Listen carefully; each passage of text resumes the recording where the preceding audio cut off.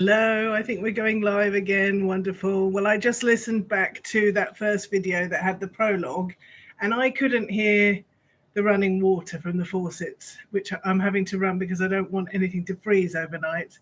So let me know if you can hear a weird watery sound, but I think we're okay. And I think the audio is not bad.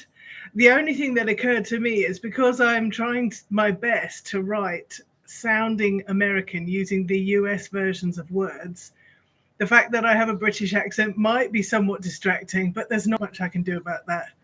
I have attempted a US accent before and I've been asked to stop because it's just bad. I'm reminding myself something of Miranda Hart, if any of you know. She's the most amazing British comedian. I think she's actually slightly taller even than I am. So without further ado, she's got a book out as well, I think.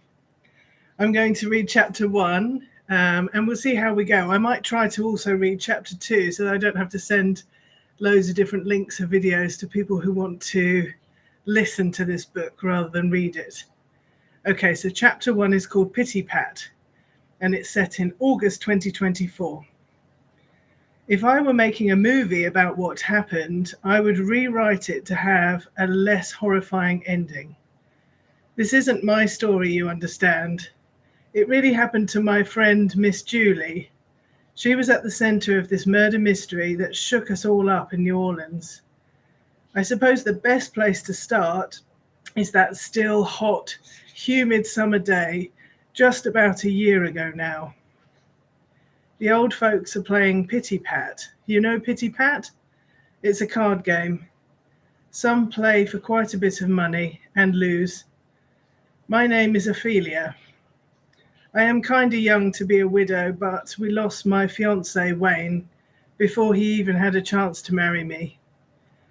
The first time I played Pity Pat was sitting up for a hurricane party where Wayne invited the neighbors into our house. Those who were born and raised New Orleans told me, "It's not a hurricane, child, it's but a tropical storm." But they came around anyway, so that we wouldn't feel lonely and afraid, while the wild winds roared, to drink Crown Royal and play Pity Pat. That hurricane was several years ago now. I have been living in the US since my late fiancé moved us out here from London. I have 2 boys and they are playing with the other little kids.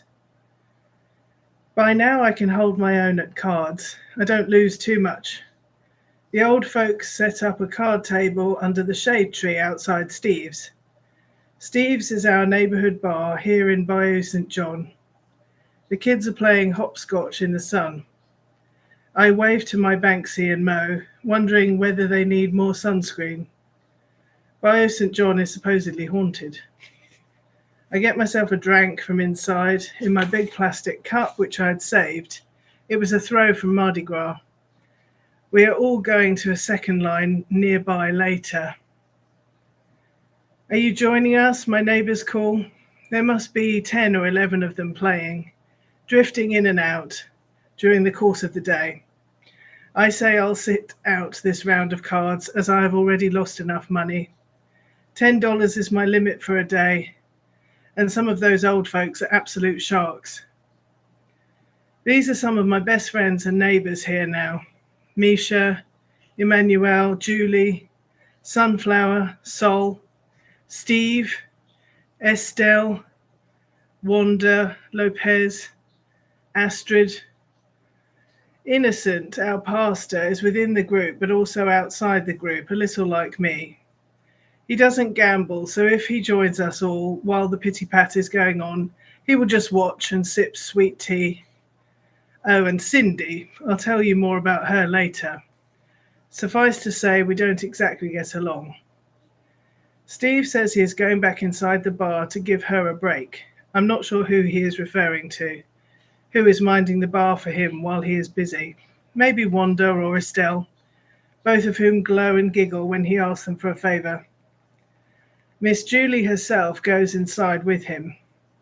I know Steve has asked her to smudge the building after they had a robbery there. I think that is what she is going inside to do. She has her canvas bag filled with all the paraphernalia, crystals, and a thick bunch of fresh sage leaves rolled up and tied with strings ready for burning. The heat is like nothing else. Sitting outside in Louisiana summer is hard for a Brit like me. How to describe it? When you first get off the plane on your vacation, traveling from somewhere cold and dark like London, and you joyfully arrive in these new places closer to the equator, and the temperature outside just hits you. Opening that airplane door is like opening up the oven in the middle of baking biscuits and peering inside. And the humidity has sweat running down the backs of my legs. My drink is very strong, too much Crown Royal. I sip it, alternating with a cold soda. Out here they call every kind of soda a Coke, even in this case. My Coke is a Sprite. It is Lopez who starts the fight. He often balances his Glock on the table while he is playing. As a Brit, I'm still not used to seeing guns being carried around as casually as a tape measure or a powder compact. Lopez grumbles that the dealer is miscounting.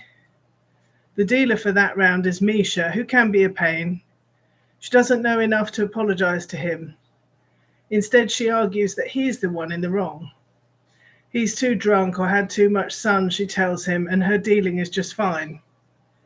When he takes up the gun, for a horrible moment, I think that he will just shoot her in the face. There's a collective intake of breath around that table. You would get shot in Vegas, he hisses at her. With the end of his gun, he is tapping on her cheek, hard enough to leave a mark. She can't move, paralyzed by his unpredictability. A dangerous man who enjoys control. From my perspective, I find Misha irritating at the best of times, but there is no need to treat the foolish old woman so cruelly as this. I wonder how to intervene. We are all electrified, watching as Lopez is hitting Misha with his gun over and over. Tap, tap, tap. Misha tends to make pronouncements at the top of her voice about the things she would like someone to give her. That is how she spends her days, demanding things from others for free. It made everyone keep their distance. She is incredibly bitter and jealous when any of her neighbors manage to get a single thing for themselves. My mind is racing as we are all gripped by the terror unfolding in front of us. As we sit around the table praying that Lopez will not murder our friend and neighbor, I am replaying memories of Misha. It is a weird experience, no doubt brought on by the stress of this situation. I thought the life of a person was supposed to flash before their own eyes, not someone else's eyes when they were dying, but here we are. I remember she let me stay on her couch with Banksy, my oldest, one summer when we had been flooded out of our place. It was a very kind thing for her to do, but she decided to get her air conditioning checked out while I was there, thinking I could pay for an upgrade to her system as a form of rental payment. We all watch, appalled.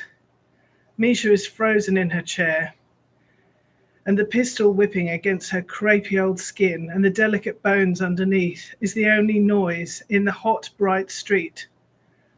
Lopez is standing over her, his crotch in his stinky old black jeans about 2 inches from her nose. What to do? What should any of us do? Miss Julie would know what to do, but she is not here.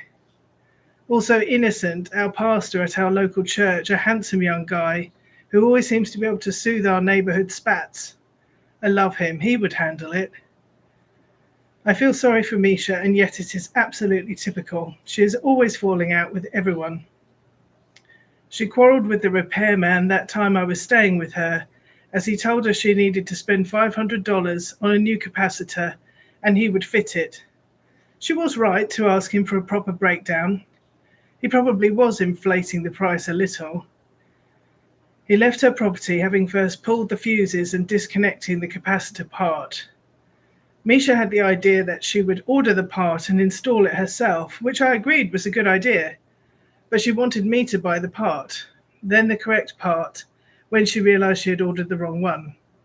And she wanted me to pay for the repairman's fee for coming to her place to do nothing, and for the financing plan for him to install the part she had ordered once she realized she did not know how to install it after all. And then, since I had paid out several $100s to get a neighbor out of a jam, she decided that I must have plenty of money and could be giving her gifts and donations every day. It had become unbearably uncomfortable. I would wake up on her couch, give Banksy his breakfast, and start to dread what demands the day would bring. But in the here and now, Lopez is pistol whipping Misha. We're all sitting like statues around that table in the bright sunshine and stormy heat.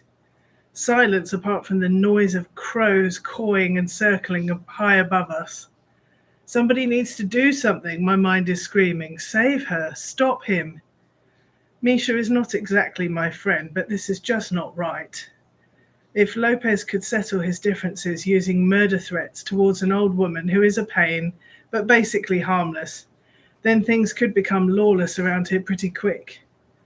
Lopez, I plead experimentally, my voice whiny with hundreds of years of the feminine need to appease a violent man. Misha is maybe 20 years older than me, and she does have grown-up kids of her own, and yet she speaks in an affected way like a child. I do not think her mind is wandering. I think she really believes that folks find it endearing that a grown woman speaks as if she were a rather sweet 5-year-old. I, for one, don't find it sweet. I find it creepy and disturbing. New Orleans has very much a small town feel. Everyone knows everyone else and everyone discusses your business. So I found out quickly that Misha was telling the world that she had had to spend a fortune on her air conditioning because I was staying with her. She claimed that because I am originally from London, I had asked her to make sure the temperature in her house was down at 70 degrees. I was embarrassed when I heard about her lies and how in her immaturity she had smeared my reputation as a relative newcomer to this city. I spoke to her about it. I didn't ask you to get your air fixed, Misha. Banksy and I like the heat.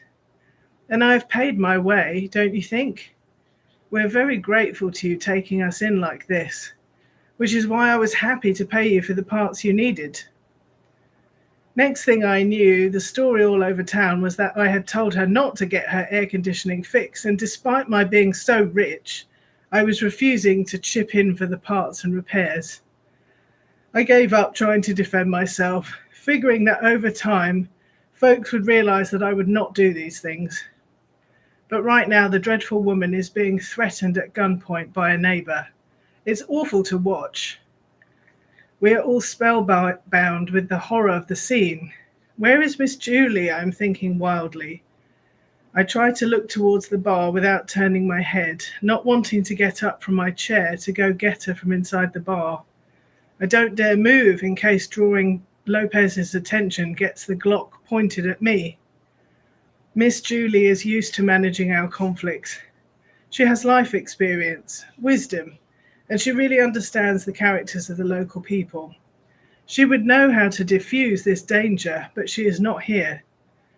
No one else seems to be so brave as her. Everyone else is pretending that this isn't happening. I see the beads of sweat on Misha's milky white cheeks. Lopez manages to flick a little moisture from her skin with the tip of his gun. For a split second, I try not to give a snort of disgust or terror as I realize that his weapon looks like a steel grey phallus. Will he shove it in her mouth? Her jaw is slack and her eyes are almost closed with fear. I remember how hot I was when she let me stay in her house. The air conditioning had not been working at all, and I had been pregnant and so overheated I could cry. I was counting the days till Banksy and I could move back into our own home again. Sleeping on the couch in Misha's little house was over 100 degrees even at night. We couldn't open the windows as her cats would get out. I would drape my son with a wet sheet I kept stashed in the freezer. We could not sleep on the porch because Misha felt it would not be respectable. I tried not to let frustration and heat exhaustion make me hate her. Perhaps all of us, her friends and neighbours, could be forgiven for rather enjoying seeing the terrible woman taken down a peg or two, but this was too much. She was a senior citizen after all. and I hope we are not that unfeeling to have no pity for her misfortune. It seems that no one around that table will acknowledge what is happening. The others are hardly looking in the direction of the aggression. From their expressions, you might think it is not happening at all. Lopez, I say to him in an imploring tone. He sets his jaw and continues to bash her with his gun.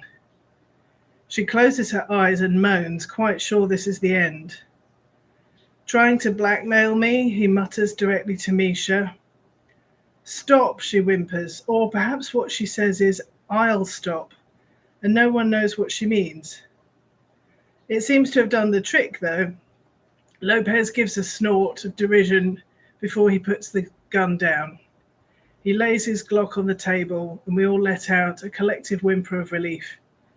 I step towards Misha, reaching for her hand and pulling her towards my new little house. She needs to lie down.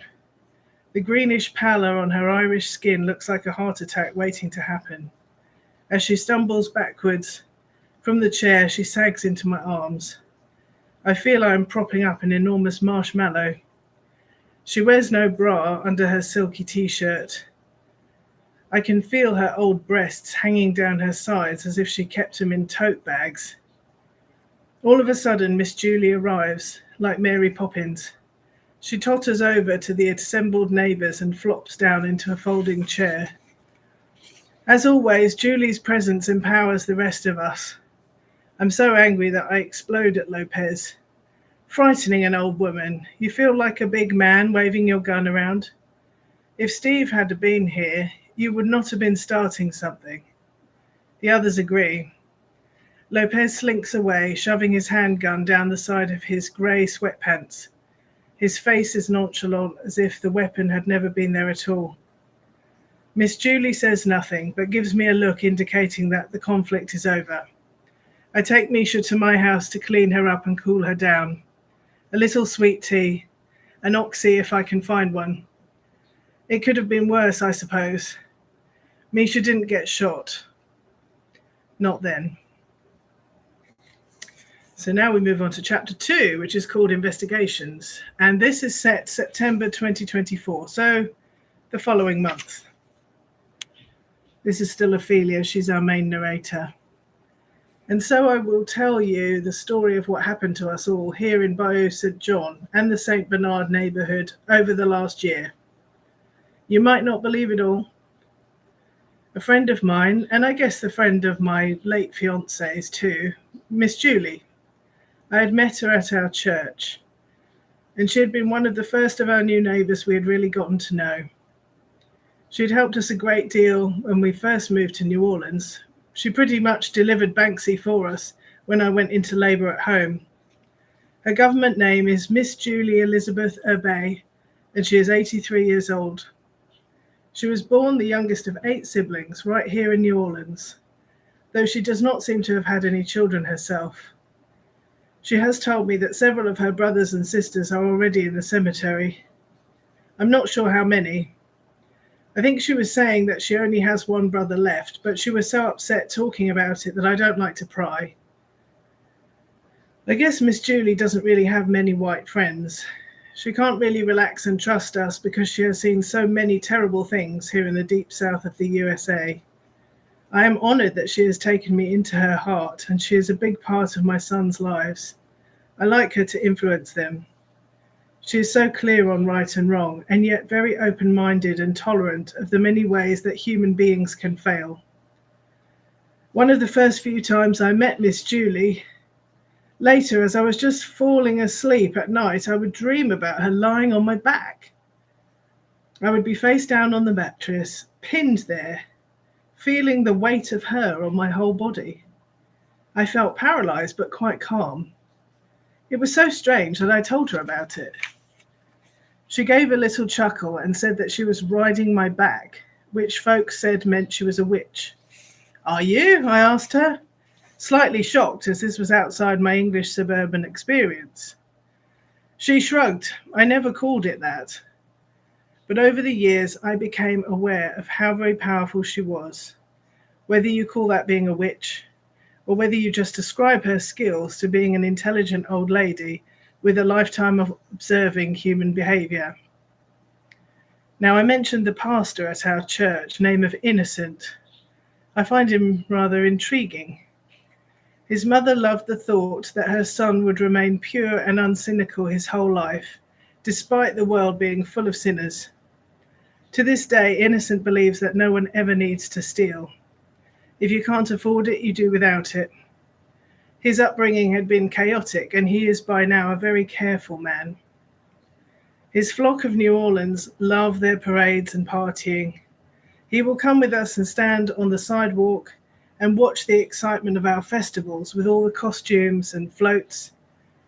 Then he tends to walk home alone, but he will not spend his money or drink a drop of alcohol. No, sir. Beautiful and inspirational names they have for the churches around here, such as Victory and Right Direction. His church is called Justice Roll On Like a River. Innocent loves the rather stern words from the book of Amos. Let justice roll down like waters, and righteousness like an everlasting stream. But by contrast, his congregation is given to levity. The lifeblood of New Orleans is singing and dancing, and we think the name of the church rather suggests the Tina Turner number. Every Sunday when his sermon is going on a little too long and his flock is growing restless for him to finish, he would hear us quietly singing our hint. Rolling, rolling, rolling on the river. His estranged wife had been disappointed that he had not arranged a second line for their wedding day all those years ago. As a Protestant, he was allowed to marry, but by now he was alone and heartbroken. Innocent had told his wife sternly that there was no money for such nonsense as a traditional New Orleans second line parade. At the ripe old age of 23, he had made her laugh with his stick-in-the-mud ways. 20 years later, he had saved up for a real second line to surprise her for her 40th birthday. Mary Beth, he had told her, they say that life begins at 40. You have made me a very happy man as my wife, and I've arranged to celebrate you now. He invited all her friends and had solemnly issued each of them with a traditional white handkerchief. The brass band had played all her favourites as the party marched down Chopatulis Street, turning into Jackson. It was a busy road that folks took when driving to Walmart by the Mississippi River. How did you get the police escort and persuade the city to close the roads just for me? Mary Beth was asking him, her cheeks flushed, looking happier than he had ever seen her in all their years of marriage. The band played her favourite. It was a song that the folks had composed and used to lift their spirits while working on the plantations here and enduring the most brutalizing conditions. The tune and the words are so full of joy and defiance and life.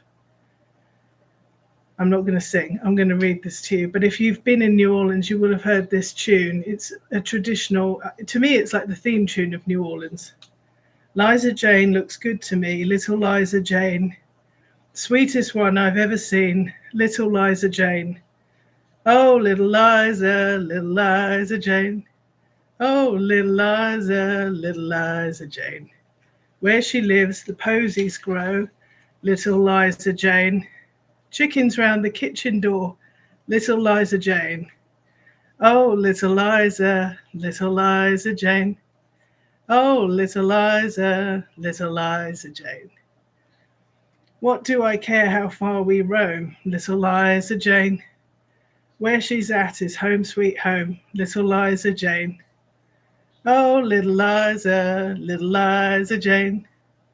Oh, little Liza Jane.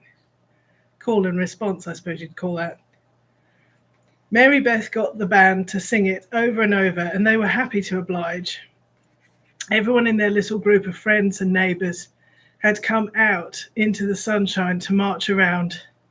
They roared the chorus, swinging their arms, and Innocent kissed his wife to thunderous applause. He could not believe it when just a few months later she had run off with the cop she met that day, name of Charles. Charles had done Innocent a favour arranging the detour for the traffic and the relevant streets becoming pedestrian only for a few hours so they could have their parade in Mary Beth's honour. Charles and Mary Beth had had a torrid affair, and then she had just left the city, telling Innocent, that's her husband, not to try to find her. And now Charles was investigating a murder. You don't even remember me, do you? Innocent thinks. You stole my wife and now you don't even remember me. They had had the usual misunderstandings and lame jokes when Innocent had introduced himself. It's a fine Nigerian name, but law enforcement never appreciated it. Sir, my name is Innocent. You're telling me you're innocent before I even asked you any questions? And so it would go, with Innocent's fussy nature and lack of a sense of humour, causing all sorts of tension and conflict. He is a kind man, and I feel bad for him when folks around here tease him. Charles is writing in his notebook while staring into Innocent's face. Charles has always been able to do that since he was first training. It is unnerving the way he scribbles word for word everything being said without needing to look down at the page or his pencil. He has not asked for permission to record the interview, but he is covertly doing so anyway, with a sensitive microphone taped to the light fitting that hung right above Innocent's bald head. Describe this party, Charles tells Innocent. Well, Miss Julie was coming into some money, she said, Innocent begins. She wanted her closest friends and neighbours to help her celebrate. There were 12 of us, including her, and this rich brother of hers was joining us for dinner.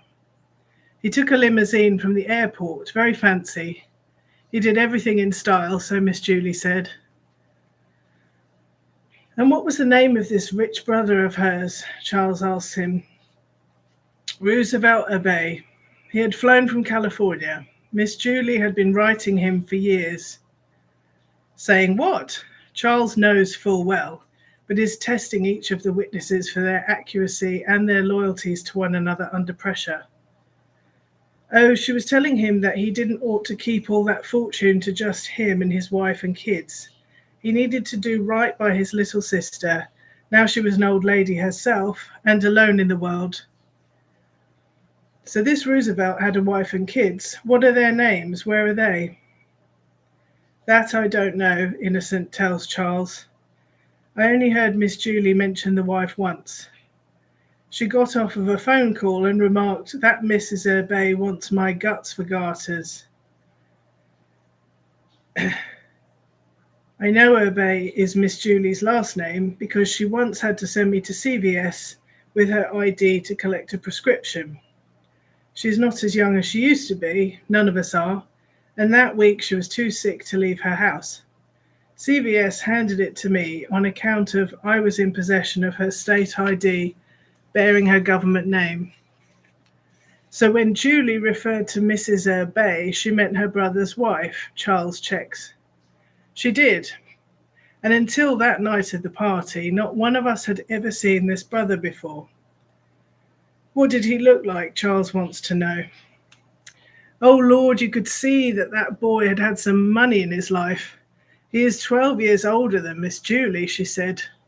So that would make him what, 95, I want to say? But he looked even younger than her. He must have had that Botox. Those folks in California like to use Botox. And they work out the whole time as well, I understand. He was a dapper gent, trim and dressed so fine. And did he talk about the family money? Innocent thinks about this. A little. Miss Julie bought a bottle of mighty expensive champagne and we all raised a glass to say thank you to him. She said that he was sharing his wealth with her while they still had the time to enjoy it. And this brother said that the good Lord had put the idea into his head. So you all drank from that same bottle? Innocent nods. And then one of us died. Gives me chills. Charles is still waiting for information about what had been in the champagne glass that seemed to have been the cause of death. The relevant department would leap into action in a week or so, if the creek don't rise. Who was at the table for dinner? Charles continues. We were sitting at that round table in the fancy restaurant they have. You can fit a maximum of 13 chairs. So Lopez was there, and Steve, Wanda and Estelle, Misha, Ophelia, that pretty little English girl. Ophelia had brought her friends, Astrid and Sunflower, and an old friend of her late husband named Sol. She was going to bring her late husband's fancy woman, but she was home taking care of Ophelia's 2 kids, if you can believe that. I always thought there was no fury like a woman whose husband cheated, but there we are. That sweet British girl Ophelia must be good at forgiving, I guess. Then Julie herself and her brother. Emmanuel Peters was next to me, drunk before we even sat down. So the 13 chairs were all filled with locals who know each other well, apart from this rich brother from out of town. Correct, Innocent leans in. Now, I don't usually touch alcohol, but that night was a special occasion, and Miss Julie insisted that we all toast her health and long life to enjoy her money. And she was going to use it to help New Orleans too. She had the bad streets and the potholes on her hit list, and that was enough of a reason to celebrate, let me tell you. Once he has let Innocent go home, Charles reads back through the notes he has made. This stranger from California, name of Roosevelt, had met his little sister's friends for a high-class meal, real fine dining. But then he had died a few hours later in his hotel room in the same building. Roosevelt's body had been found by the unfortunate chambermaid. It was a 4-star place, and they were breathing down Charles's neck to quickly resolve the facts of the case and then hush it up. It was bad for business, all this unpleasantness. As Innocent is saying his prayers that night, he reminds the Lord that a man lives twice as long in the company of a good wife. Please, if it is part of your plan for my life, send her back to me, Innocent whispers, as he always did just before falling asleep. He knew that his dreams would always be filled with Mary Beth's blue eyes, delicate ankles, and small feet. And now we get on to chapter 3, which is called Begging Letters. I might just pause the stream there. I'm going to check the audio again. Stay tuned for the 3rd video, which will begin chapter 3, and that's set in the same month, September 2024.